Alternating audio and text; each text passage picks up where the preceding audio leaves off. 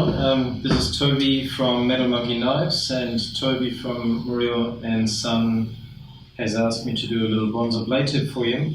And so I'm going to show you how I'm trimming the paper on my disc grinder.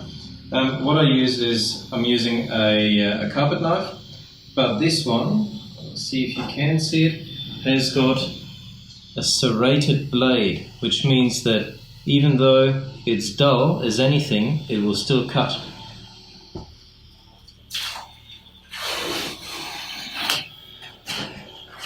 First, I'm going to place the paper on so that I'm still having a nice and decent offcut, and then you simply run that serrated knife down and around.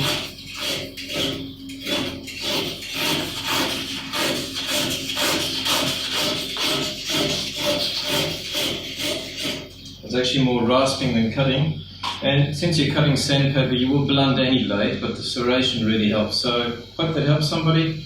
Cheerio.